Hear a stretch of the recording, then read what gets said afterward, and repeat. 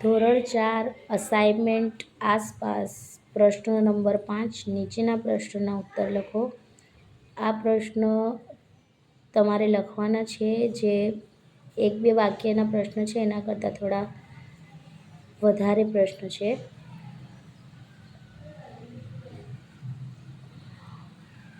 Chapter wise 1 to 12 chapter જે છે 1 થી 12 ચેપ્ટર એ પૂરેપૂરા અંદર છે સોલ્યુશનની સાથે.